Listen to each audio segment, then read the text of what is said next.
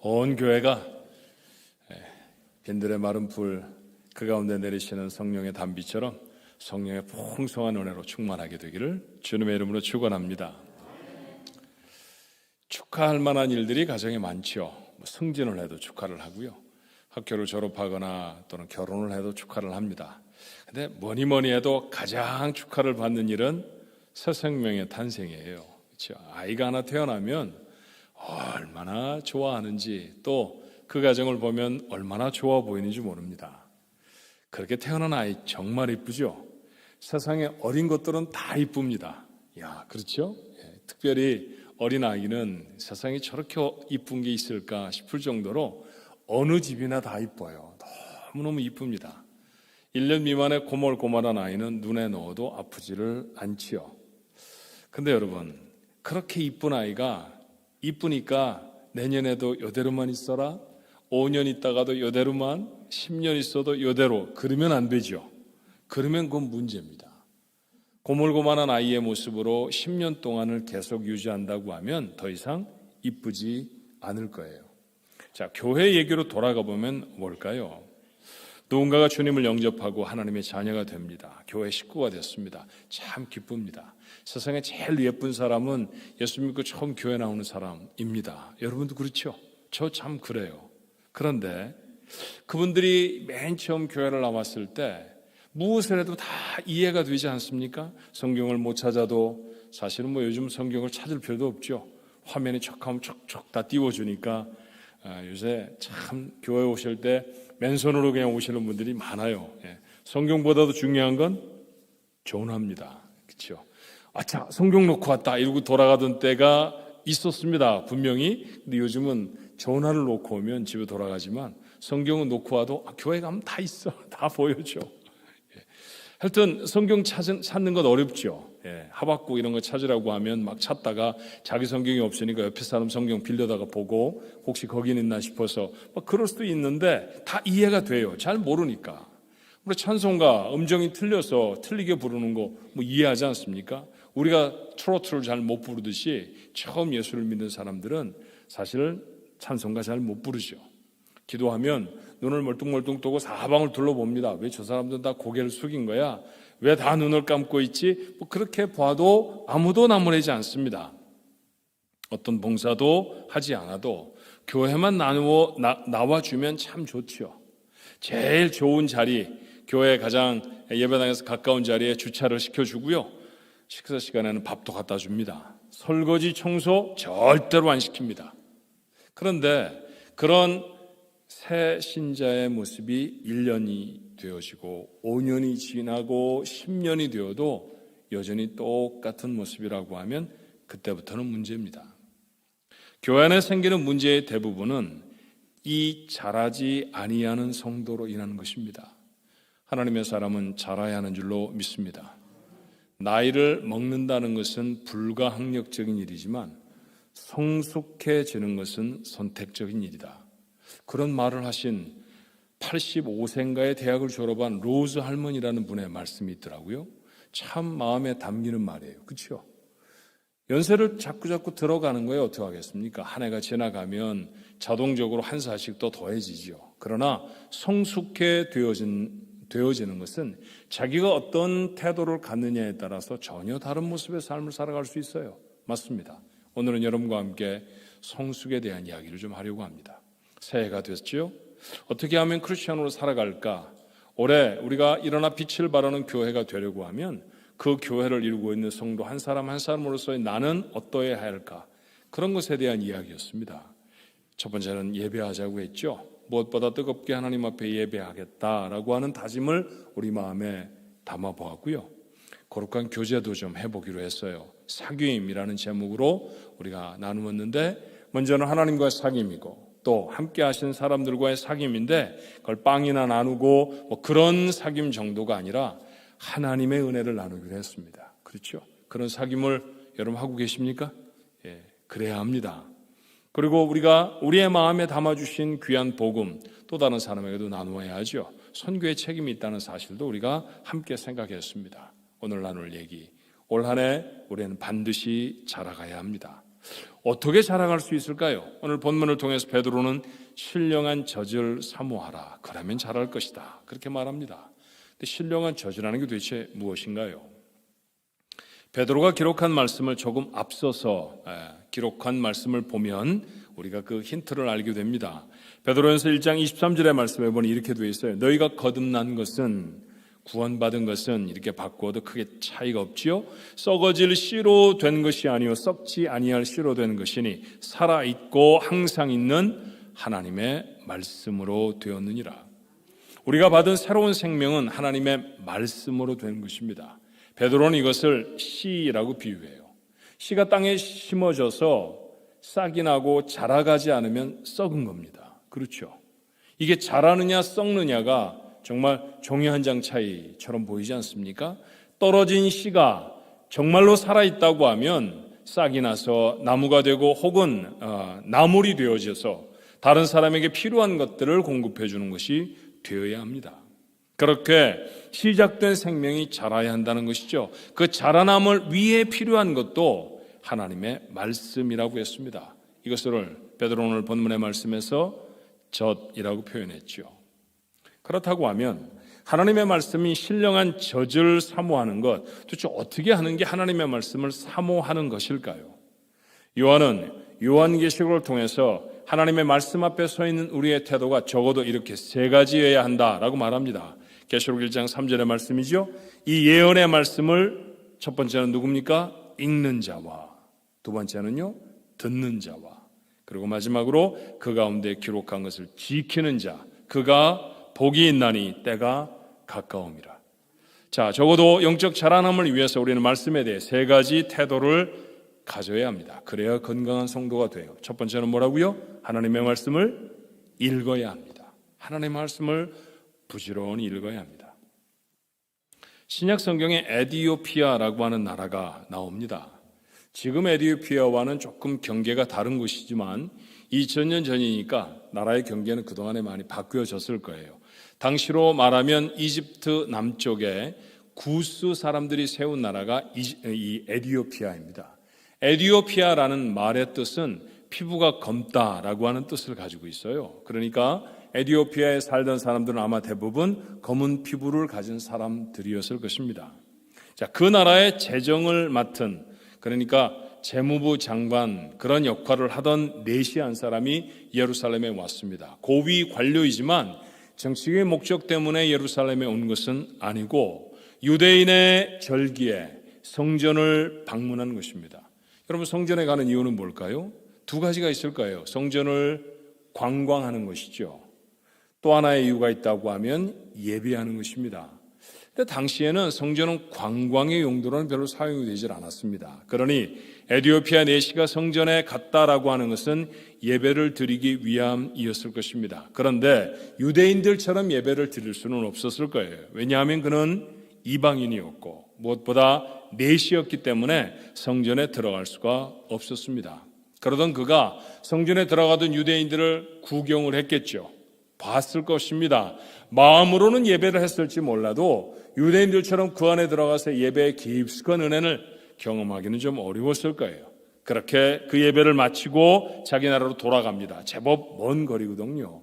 근데 그 길을 돌아가는 그의 모습을 오늘 사도행전은 이렇게 우리에게 소개합니다. 사도행전 8장 28절에 돌아가는데 이 에디오피아 네시가 돌아간다는 이야기죠. 수레를 타고 선지자 이사야의 글을 읽더라. 우리 같으면 좀 섭섭했을 만도 하지 않습니까? 뭐 유대인들만 받아주고 그래. 아니 내가 뭐 못 들어갈 이유가 없어요. 내가 우리나라에서는 그래도 지위가 높은 사람인데 이런 불평 불만 좀 있지 않았을까요? 그런데 그런 모습은 전혀 보이지 않고요. 나름 얼마간은 좀 섭섭한 예배에 참석이었음에도 불구하고 돌아가는 그는 여전히 성경을 읽습니다. 귀한 모습이죠. 하나님의 성경을 읽고 있던 이 사람에게 특별한 은혜를 주셨습니다. 초대교회의 첫 번째 집사였던 빌립을 특별한 방법으로 그에게 인도해 내신 거예요. 자, 사도행전 8장 26절의 말씀에 보니까 주의 사자가 빌립에게 말을 합니다. 이르되 일어나서 남쪽으로 향하여 예루살렘에서 가사로 내려가는 길까지 가라 하니 그 길은 광야라 했습니다. 지금 빌립이 뭘 하고 있는 중입니까? 사마리아 성에서 복음을 전하고 있습니다. 사실은 초대교회 집사님이셨어요. 집사가 해야 하는 일들을 사도행전은 어떻게 규정합니까? 교회 사무를 돌아보고 재정을 관리하는 사람이라고 했죠. 그런 일 때문에 세워진 7명의 집사, 첫 번째 집사님들이었고, 우리 교회에서 통용되는 말로 하면 안수 집사입니다. 그러니 교회 사무를 돌아보았겠죠. 그렇지만 그들이 더 열심히 했던 것은 교회 사무만은 아니었습니다. 그들이 알고 있는 복음, 그 복음을 전하느라 얼마나 열심을 냈는지 몰라요. 7명의 집사님들 중에 적어도 2명의 집사에 대해서는 자세히 기록합니다. 그 첫 번째 스데반은 그 복음을 선포하다가 첫 번째 설교 자리에서 그만 순교하고 말지요. 그 정도 되면 뜨거워. 그리고 조심해야 되겠어. 그리고 다 복음 전하고 나가서 말씀 선포하는 일 좀 조심해야 하지 않나요? 그런데 필립은 그러지 않았어요. 예수님이 그들에게 말씀하신 것처럼 온 예루살렘과 유대와 그 다음에 어디죠? 사마리아와 땅끝까지 복음을 전해야 하니까 그는 사마리아로 달려갑니다. 그렇게 복음을 전했는데 정말 많은 사람들이 놀랍게 회심을 합니다. 이거구나. 이렇게 복음을 기다리고 복음을 들어야 할 사람들이 있어서 주님은 우리 보러 사마리아에 가라고 하셨구나. 예루살렘 교회도 단박에 그 사실을 알아내고요. 베드로와 요한을 사마리아에 보냅니다. 성령의 놀라운 역사가 그 성에 일어났지요. 그런데 갑자기 성령은 그 부흥의 중심에 있었던 빌립을 일으키셔서 예루살렘 남부의 광야로 가라고 하십니다. 여러분, 광야는 사람이 살지 않는 곳이잖아요. 어쩌다가 사람 한 사람씩 만나는 곳입니다. 그의 반면에 그가 지금 사역하고 있는 사마리아 땅은 만나는 사람마다 복음을 듣는 곳이에요. 그러니 사마리아에 있어야 하지 않습니까? 그런데 성령께서는 그 빌립을, 그 부흥의 주역이었던 빌립을 꺼내 광야로 가라고 하십니다. 아무도 지나다니지 않는 곳 같아도 그곳에는 꼭 그가 만나서 은혜를 끼쳐야 할 사람이 있기 때문이었죠. 누구였을까요? 27절로 28절입니다.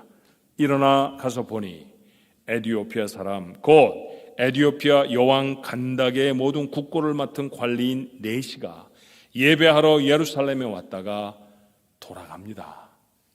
거기 그 사람이 있었네요. 그 사람에게 나아가도록 하나님은 빌립을 그에게로 보내십니다. 그를 그곳까지 인도하신 성령이 다시 이렇게 명령하세요. 29절에 성령이 빌립더러 이르시되 이수레로 가까이 나아가라. 우리는 그 다음 이야기 잘 압니다. 빌립은 성경을 가르쳤고 에디오피아 내시는 세례를 받았습니다. 말씀드린 것처럼 그는 이방인이었죠. 성전에 들어갈 수도 없는 사람이었습니다. 그가 성전에 들어가 하나님을 뵙지 못하니 하나님이 하나님의 사람을 그에게 보내셨습니다. 고넬료보다 먼저 구원받은 이방인이 됐지요. 놀라운 축복입니다. 요한이 계시록에서 밝힌 바와 같이 이렇게 성경을 읽는 사람에게 하나님은 특별한 복을 주시는 줄로 믿습니다. 그러니 복받을 짓을 좀 해야지요. 무엇 해야 하겠습니까? 성경을 열심히 읽는 겁니다. 우리 식구들은 한 해 시작하며 많은 위시리스트, 내가 이것 해야 돼 라고 하는 리스트들이 있지만 그 중에 빠지지 않고 있었을 것, 오늘 성경을 올해는 꼭 읽을 거야 이런 거 있습니다. 정말 많이 읽으시는 분이 계세요. 막 10번씩 읽어내시는 분이 계시는데 그런 분들의 얘기를 들으면 이거 어떡하지? 난 목사인데 그런 생각이 들기도 해요. 정말 많이 읽으시기도 하지만 정말 안 읽는 분도 계십니다. 사실은 다짐들은 다 하는 거 알아요. 근데 성경책 살펴보면 알지만 여전히 마태복음만 새카만 분들이 많지요. 그렇죠? 그리고 구약 성경 읽으면 왜 그렇게 레위기에서 진도가 안 나가는지 정말 위기의 성경입니다. 하지만 올해는 그 위기를 좀 넘어가 볼까요? 작정한 대로 한 번 이상은 한번 읽어보십시다. 하나님의 말씀을 진지한 마음으로 읽으십시오. 오늘 성경이 말하는 것처럼 그 성도들에게 하나님이 특별한 은혜를 베풀어 주시기를 주님의 이름으로 축원합니다. 두 번째, 계시록 1장 3절에 두 번째 사람은 어떤 사람이라고 했어요? 예언의 말씀을 듣는 자라고 했습니다. 듣는 자, 들어야 합니다. 그런데 여러분, 이 듣는다는 말이 조금 다른 의미를 담잖아요. 우리가 착한 아이를 말할 때 어떻게 표현합니까? 어떤 아이가 참 착하고 어떤 아이는 참 말썽꾸러기인데 착한 아이를 표현할 때 하는 말이 말 잘 듣는 아이 그렇게 표현하잖아요. 말썽꾸러기는 반대로 뭐라고 말합니까? 말 안 듣는 아이입니다. 그럼 얘는 말 잘 듣는 아이는 청력이 좋다, 귀가 밝은 아이다, 그런 뜻이고, 말 안 듣는 아이는 귀가 좀 어두운 아이다, 청력이 좀 나쁜 아이다, 그런 뜻입니까? 그렇지 않아요. 왜 말을 듣는 아이라고 착한 아이를 설명을 했을까요? 어른이 말하면 그 말을 마음에 담는 아이다, 그런 뜻이죠. 그래서 그 말을 따르는 아이라는 뜻으로 말 잘 듣는 아이, 그렇게 말합니다. 이런 의미를 담아서 계시록 1장 3절에 말씀을 듣는 자라는 것을 다시 표현해 보면 하나님의 말씀을 마음에 담는 사람입니다. 그냥 말씀을 읽는 것만이 아니라 그 말씀을 마음에 담는 사람이라는 것이죠. 그런 사람들의 예를 바울을 통해서 우리가 확인할 수 있어요. 바울이 빌립보를 지나서 유럽의 복음을 증거하기 시작할 때 대단히 핍박을 받았던 도시가 데살로니가였습니다. 처음에는 회당에서 가르쳤는데 참 많은 사람들이 회개하고 돌아왔거든요. 근데 유대인들이 깜짝 놀랐습니다. 이렇게 되면 이제 유대교 다 안 믿는 것 아니야? 그리고 아주 조직적으로 박해를 하기 시작하죠. 그래서 바울이 그 도시를 떠날 수밖에 없었어요. 그리고 바로 곁에 있는 얼마 멀지 않은 곳으로 옮겨갔는데 그곳의 지명이 베레아라는 곳이었습니다. 근데 그곳 베레아에 가서 복음을 전하고 그곳의 사람들을 만난 후에 그곳 사람들을 바울이 이렇게 말합니다. 사도행전 17장 11절에 베레아에 있는 사람들은 데살로니가에 있는 사람들보다 더 너그러워서 간절한 마음으로 말씀을 받고 이것이 그러한가 하여 날마다 성경을 상고했다, 그랬습니다. 베레아가 얼마나 멀까? 샌프란시스코하고 데일리시리 정도밖에 안 되거든요. 근데 저기는 굉장히 악하고 이쪽은 너그럽고 지역적으로 많이 떨어져서 그랬다라는 얘기는 아닙니다. 이유가 무엇이었나요? 그들이 너그럽다고 표현될 수 있는 까닭은 간절한 마음으로 말씀을 읽고 날마다 그 말씀을 깊이 생각했다, 그 이유 때문이었습니다. 다시 말하면 말씀을 마음에 담는 사람이었죠. 그들을 보니 바울은 너그럽다라고 표현했습니다. 사실 우린 너그럽다는 단어보다는 옛날 성경의 표현 더 좋아하죠. 베레아에 사는 사람은 더 신사적이었다. 그래서 숙녀들이 삐칠까 봐 말을 중화시켜서 이렇게 너그럽다 그렇게 바꿨는지 몰라요. 근데 신사적이라는 말에 숙녀답다는 얘기도 다 표현되어 있습니다. 그렇게 점잖은 사람들, 그렇게 품이 있는 사람들의 모습 누가 이루어냅니까? 하나님의 말씀을 마음에 담는 사람들이었다는 얘기예요. 아무리 좋은 음식을 먹어도 소화해내지 않으면 유익이 없습니다. 말씀을 읽고 그것을 자기의 부분으로 만드는 과정이 반드시 있어야죠. 그것을 우리는 마음에 담는다, 그렇게 표현해 보면 어떨까요? 자, 어떤 게 마음에 담는 건지 잘 모르겠습니다. 이런 거예요. 하나님의 말씀을 읽고 나타나는 반응이 이해나 동의라고 하면 맞아 이러고 고개를 끄덕거리는 것, 그것이 말씀을 읽는 것이라고 하면 말씀을 마음에 담고 나타나는 반응은 감동이고 결단입니다. 그러면 고개가 끄덕거리지는 게 아니라 가슴이 뜨거워지죠. 그렇게 살아야 하겠다는 마음의 강한 동기가 일어납니다. 그것이 마음에 담는 것입니다. 하나님의 말씀을 주의 깊게 읽으면 마음에 담깁니다. 우리는 이런 과정을 묵상이라고 표현해요. 그러니까 제가 지금 뭐 하자는 얘기 드리고 있는 겁니까? 그리스도인이 하나님 앞에 자라려고 하면 하나님의 말씀을 묵상해야 된다, 이야기하고 있는 거죠. 이 말씀을 들으며 어떤 분은 맞아 묵상해야지, 묵상을 놓쳤어, 1월에 분주했으니까 2월부터는 열심히 해야겠어, 그렇게 생각하십니다. 잘하시는 겁니다. 묵상을 시작하셔야 합니다. 그런데 묵상을 시작하시는 분들 중에 며칠이 되지 않아서 아무리 성경을 읽어도 아무 일도 일어나지 않아요. 읽으나 안 읽으나 마음에 담는다고 했는데 마음에 담았는지 안 담았는지는 몰라도 그러나 안 그러나 별 변화가 없는 것 같아요. 그러면 실망에 멈추어 버리는 분들이 계십니다. 어떻게 설명하면 좋을까요? 하필이면 우리가 가지고 있는 성경을 신약, 구약 그렇게 말하잖아요. 그래서 옛날 우리 선배들은 저희들은 그렇게 가르쳐 주셨어요. 보약 두 첩이라고. 기억나세요? 보약 두 첩이라고 그랬잖아요. 그 말에 힌트가 딱 생각이 나더라고요. 여러분, 하나님의 말씀은 여러분에게 보약입니까? 아니면 마약입니까? 아니, 웬 마약? 우리는 마약은 먹어본 적이 없지만, 사용해 본 적이 없지만 마약의 효능에 대해서는 잘 압니다. 보약과 마약이 어떻게 사람에게 다르게 영향을 끼치던가요? 보약이라는 것을 먹으면 그날 갑자기 얼굴이 밝아지고 그 다음날부터 막 힘이 샘솟고, 안 그렇습니다. 대부분의 좋은 약은 몇 달 혹 몇 주쯤 계속 꾸준히 먹으면 그 다음에 요즘 피곤하지를 않아, 요즘 머리가 안 아파, 요즘 걷는데 다리에 힘이 생기더라고, 뭐 이런 얘기 하십니다. 그거 보약 맞죠? 안 드셔보셔서 잘 모르시나 보다. 그렇죠? 예. 이 잘 동의가 안 되시는 신랑을 옆에 두고 계시면 우리 아내들은 보약을 한 제 봄이 될 때 한번 만들어 보셔야 할 것 같습니다. 보약이라는 건 보통 그렇잖아요. 몸을 보호해서 몸을 더 튼튼하고 강하게 해서 건강하게 살아갈 수 있게 하죠. 근데 마약은 어때요?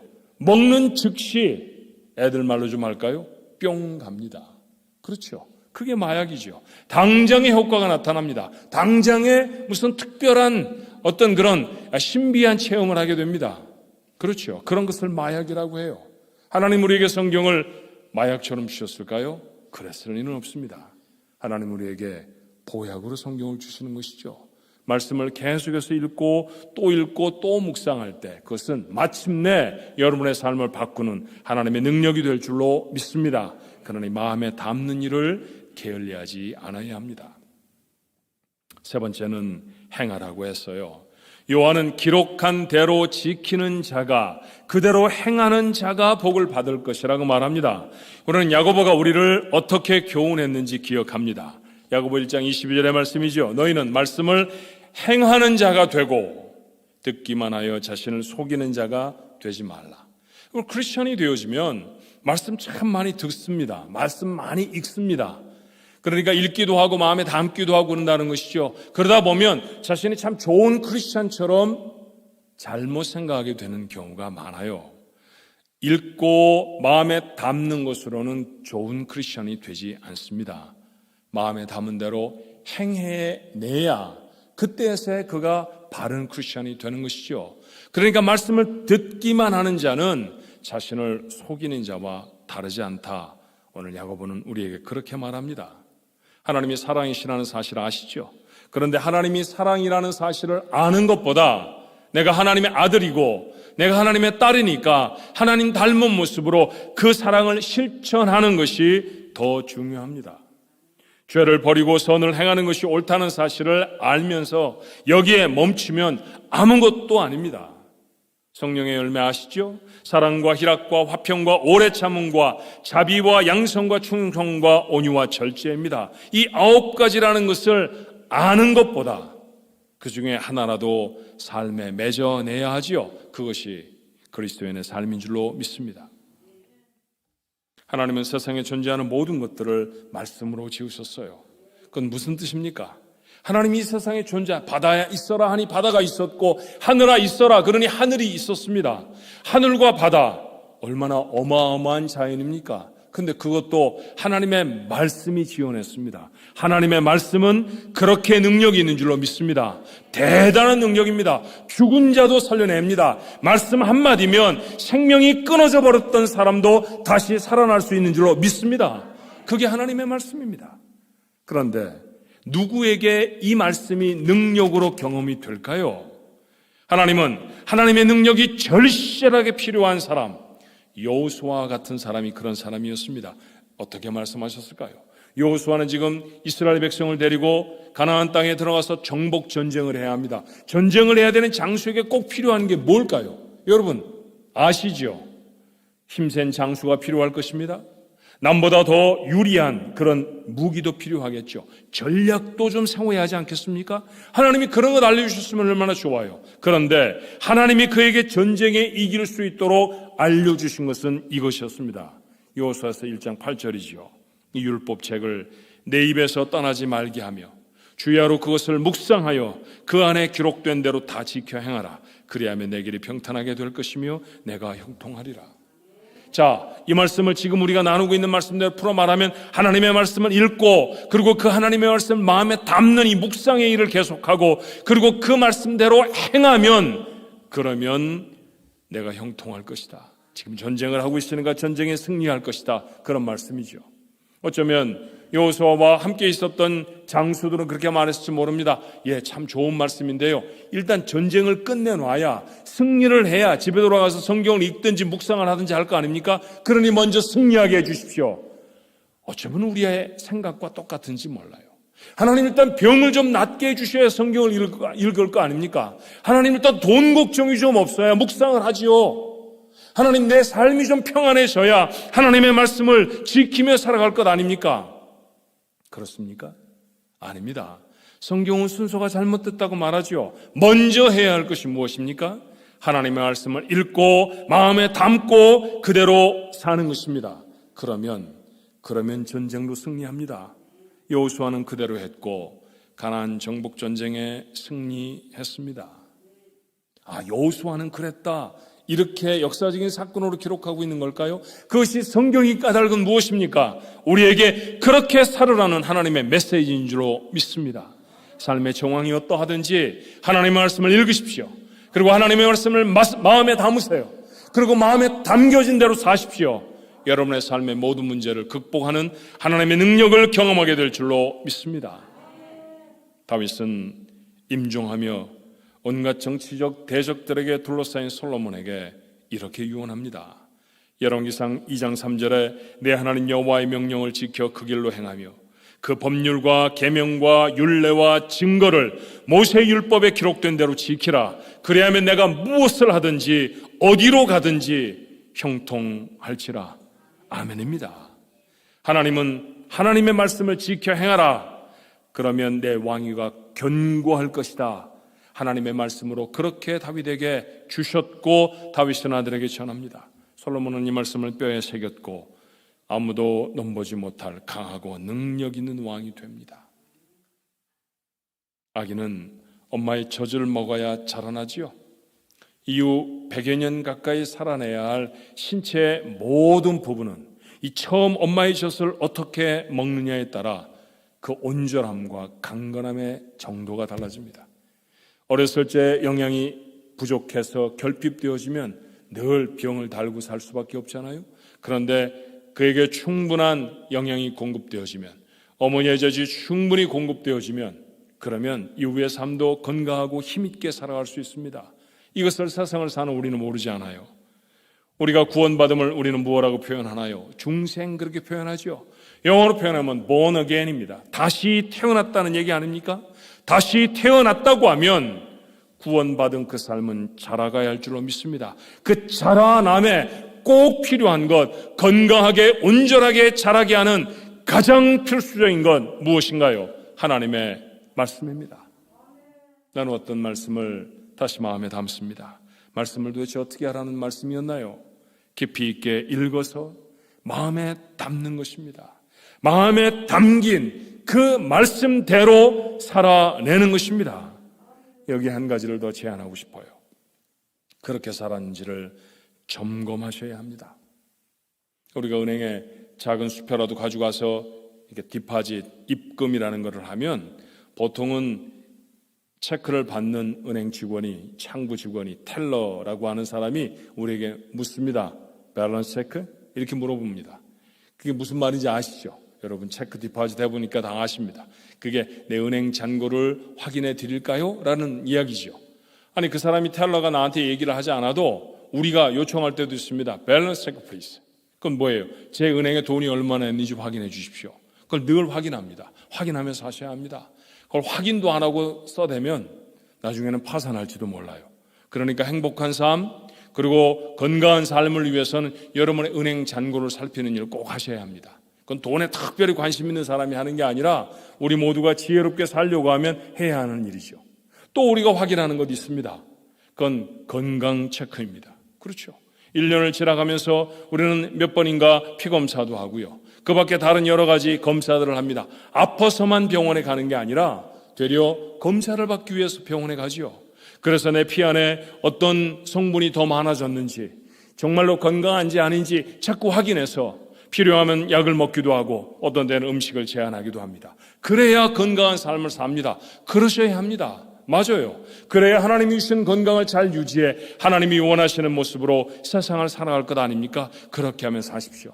은행 잔고도 잘 확인하시고요. 여러분의 건강도 잘 확인하며 사십시오. 그런데 그 일은 대부분 시키지 않아도 잘 합니다. 목사가 잔소리하지 않아도 다 잘 하시고 삽니다. 근데 여러분, 확인해야 할 밸런스가 은행의 잔고만입니까? 여러분의 영적 밸런스는 어떻습니까? 여러분의 영혼의 무게는 정말 어떤가요? 우리가 담고 살아가는 하나님의 말씀의 농도는 내 삶에 충분한가요? 만약 그것을 놓치고 살아버린다고 하면 우리는 하나님이 원하시는 영적인 사람으로 세상을 살아갈 수 없을 것입니다. 영적 상태를 점검하는 것, 그것이 그 영혼의 건강과 행복을 위해 가장 중요한 것임도 알아야 하지 않습니까? 내가 어떤 부분이 부족한지, 내가 어떤 부분이 하나님의 도우심이 더 절실하게 필요한지 점검할 수 있어야 합니다. 올해 우리는 새로운 시간을 시작하며 매일 예배의 자리에 나가 보기로 했습니다. 많은 분들이 참여하십니다. 많은 분들이 참여 안 하기도 하십니다. 여러분 많이 참석하셔야 합니다. 지난 주간에 한 번밖에 못 하셨던 분은 이번 주간에 내가 더 많이 얘기 안 합니다. 2번 하십시오. 그리고 다음 주에는 한 3번쯤 해보시고요. 그래서 전반기쯤 지나가면 매일 30분이라도 하나님 앞에 나가 예배할 수 있게 됐으면 참 좋겠습니다. 매일 예배를 하는 사람과 그렇지 않은 사람, 뭐 이거 꼭 비교해야 하는 거 아니죠. 정말 다를 겁니다. 우리 그런 다른 사람 한번 돼보는 거예요. 그 예배의 시간에 하나님의 말씀을 깊이 읽으셔야 합니다. 그리고 읽어진 말씀을 마음에 담으십시오. 깊이 읽으면 읽을수록 마음에 담깁니다. 마음에 깊이 담겨지면요, 그 말씀대로 살아갈 능력이 생겨요. 그 말씀대로 사십시오. 그렇게 한 주간을 살고 토요일 저녁이면 홀로 하나님 앞에라고 하는 제목을 가진 같은 제목의 책 코람데오를 여는 겁니다. 그리고 여러분의 삶을 점검해 보는 것이죠. 나에게 도전했던 죄악으로부터 나는 어떻게 서 있었는지, 내게 맡겨주신 사명을 가지고 나는 어떤 모습으로 살아갔는지 차근차근 확인해 보는 것입니다. 그러며 잘못한 일이 보이면 회개하는 것이죠. 부족했던 부분이 있으면 채워주시도록 하나님 앞에 기도하십시오. 그리고 나서 주의를 맞는 겁니다. 그렇게 주의를 맞으면 우리 가족들의 모습이 달라지지 않을까요? 매주 그렇게 조금씩 더 성숙해지고 더 자라가는 하나님의 사람들의 모습, 여러분 것이 되기를 주님의 이름으로 축원합니다. 저는 오랫도록 혈압약을 먹고 있습니다. 혈압약을 먹을 때 의사가 꼭 주의를 줍니다. 매일 정한 시간에 드셔야 합니다. 많은 도세이지는 아니지만 꼭 그 시간에 하루도 거르지 않고 먹으랍니다. 근데 어떤 데 바쁠 때 못 먹기도 하고요. 심지어 여행을 갈 때는 혈압약을 두고 와서 며칠씩 못 먹기도 합니다. 근데 별 일이 일어나질 않아요. 그래서 제가 생각합니다. 이거 며칠쯤 안 먹어도 괜찮은가 보다 그랬죠. 그랬더니 제가 그걸 자랑스럽게 선배님, 제가 요즘은 혈압약을 먹지 않아도요 건강해서 뭐 괜찮은 것 같아요. 그랬더니 함께 총회에서 아침 식사를 하시던 선배 목사님이 그러시더라고요. 권 목사, 그러다 한 방에 훅 간다. 그래서 얼마나 걱정이 되든지요. 제가 돌아오자마자 혈압약부터 챙겼습니다. 그리고 의사에게 물어봤더니 이 혈압약과 같은 약은 우리 몸의 농도가 중요하다는 거예요. 늘 그 약효가 일정한 수준으로 내 몸 안에 있어야 그래 혈압이 오르는 것을 방지해 준다는 것입니다.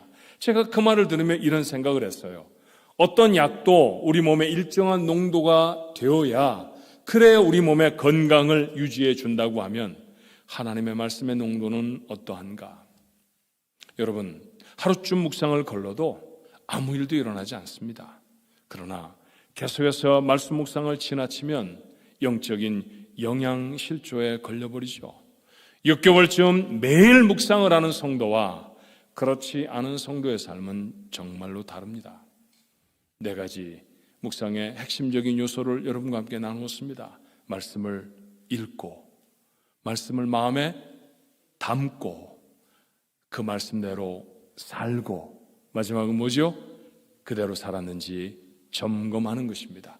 우리 교회에서는 이 4가지 활동을 하는 것을 묵상이라고 합니다. 저는 그렇게 생각해요. 이것 빼놓고 크리스천의 삶이 가능하겠는가? 가능하지 않아요. 이렇게 사는 것이 하나님의 사람의 삶입니다. 하나님 말씀을 생각하고 그 말씀대로 살려고 애쓰고 그 말씀대로 사는지 점검해 모자르면 하나님 앞에 회개하며 나가는 것, 이게 신앙생활입니다. 이것을 놓치지 마십시오. 그렇게 하나님의 말씀의 묵상이 여러분의 삶에 깊어지면 여러분의 삶의 모습도 더 깊이를 더하고 넓이를 더할 것입니다. 그렇게 성숙해 가는, 그렇게 자라가는 기가 막히게 멋진 성도, 우리 가족들 모두의 모습 되기를 주님의 이름으로 축원합니다. 기도하십시다.